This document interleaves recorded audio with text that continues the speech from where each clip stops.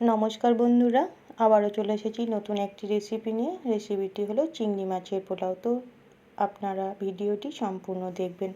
দেখুন, এখানে একটা বাটি নিয়েছি, নিয়ে নিলাম 1 বাটি চাল। এখানে টোটাল 2 বাটি আমি চাল নিলাম, 400 গ্রাম চাল। এবার চাল ভালো করে জল দিয়ে ধুয়ে নেব।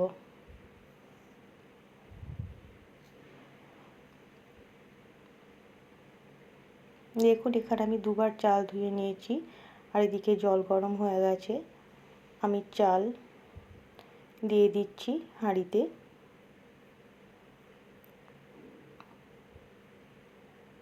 দেখুন, চাল আমি সম্পূর্ণ দিয়ে দিলাম। কিছুক্ষণ পর ফিরে আসলাম। এখানে ভাত রান্না হয়ে গেছে 70%। এবার আমি ভাত নামিয়ে নিলাম। আর এদিকে কড়াই গরম হয়ে গেছে, কড়াইয়ে দিয়ে দিলাম পরিমাণ মতো সাদা তেল। এই রেসিপিটি আজকে আমি একদম সহজভাবে বানাবো, আর খেতেও হবে কিন্তু দুর্দান্ত। তো বন্ধুরা, আপনারা স্কিপ না করে সম্পূর্ণ দেখবেন, তাহলে আপনারাও খুব সহজে বানিয়ে নিতে পারবেন। এবার লবণ হলুদ মাখিয়ে রাখা চিংড়ি মাছ আমি এখানে দিয়ে দিলাম। চিংড়ি মাছগুলো ভেজে নেব। এখানে বন্ধুরা, চিংড়ি মাছ খুব বেশি ভাজবো না, তাহলে কিন্তু মাছগুলো শক্ত হয়ে যাবে, পোলাও খেতে ভালো লাগবে না।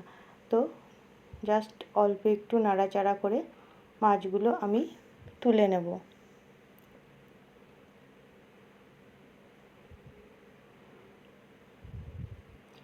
মাছ ভাজা হয়ে গেছে, আমি অন্য পাত্রে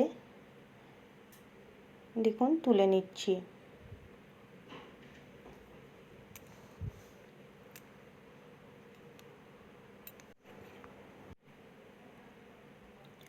ওই তেলের মধ্যে দিয়ে দিলাম 1 চামচ ঘি।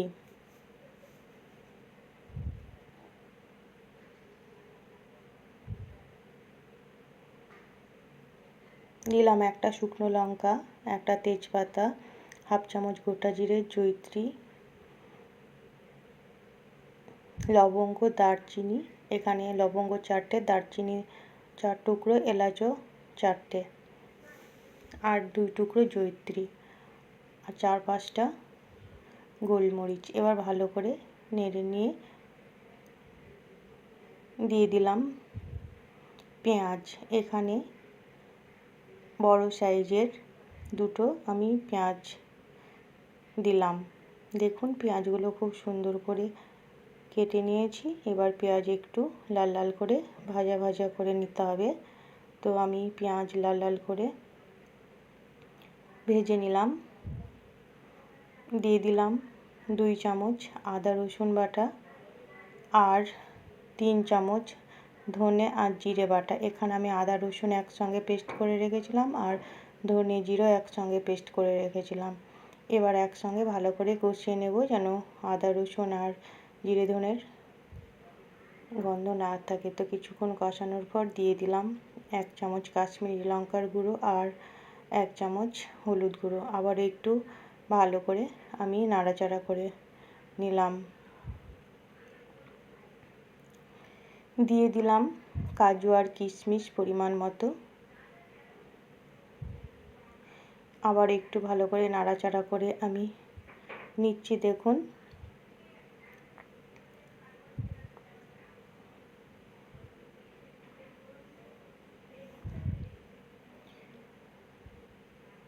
দিয়ে দিলাম টমেটো পেস্ট। এখানে একটা আমি মাঝারি সাইজের টমেটো পেস্ট করে রেখেছিলাম। আবারও একসঙ্গে আমি কষিয়ে নিচ্ছি,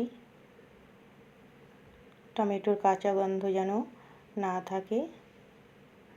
তো আপনারা দেখতেই পাচ্ছেন বন্ধুরা, এই রেসিপিটি কতটাই আমি সহজভাবে বানাচ্ছি, আর খেতেও কিন্তু দুর্দান্ত হয়। দিয়ে দিলাম টক দই। এখানে টক দই আমি ফেটিয়ে রেখেছিলাম। এখানে আমি 5 চামচ মতো টক দই ফেটিয়ে রেখেছিলাম।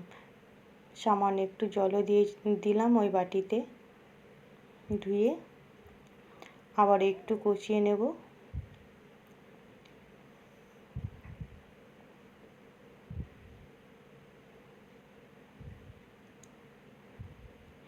এখানে বন্ধুরা গ্যাসের ফ্লেম কিন্তু একদম লো করা আছে, কারণ দই দিয়েছি তো দইটা কেটে যেতে পারে, সেই কারণে দিয়ে দিলাম 4টে চেরা কাঁচা লঙ্কা। মশলা থেকে তেল ছাড়তে শুরু করেছে, দেখুন খুব সুন্দরভাবে তেল ছেড়ে গেছে। দিয়ে দিলাম ভেজে রাখা চিংড়ি মাছগুলো, ওই পাত্রে একটু জল দিয়ে আমি সেটাও দিয়ে দিলাম।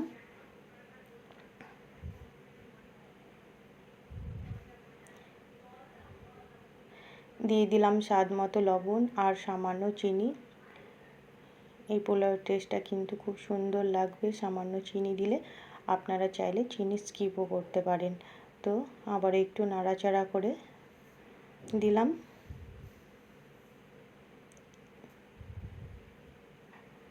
দিয়ে দিলাম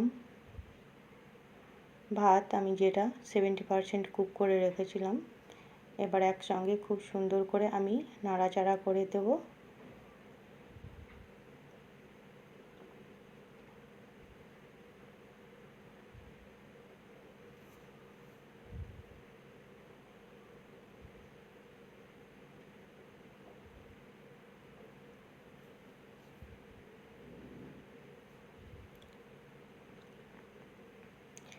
দেখুন আমি খুব সুন্দর করে নাড়াচাড়া করে দিচ্ছি।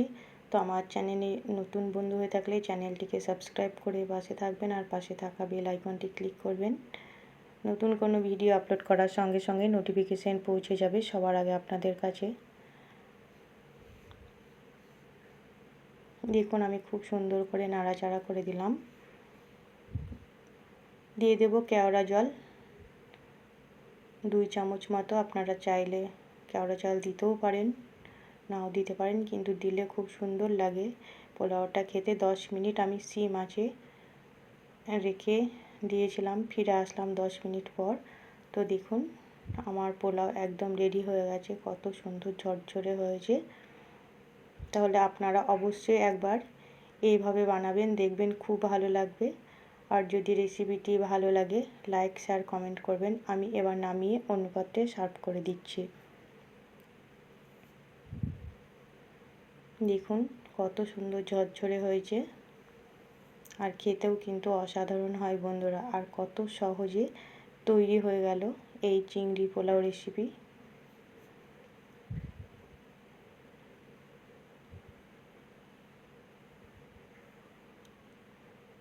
তাহলে সম্পূর্ণ ভিডিওটি দেখার জন্য আপনাদের অসংখ্য ধন্যবাদ বন্ধুরা।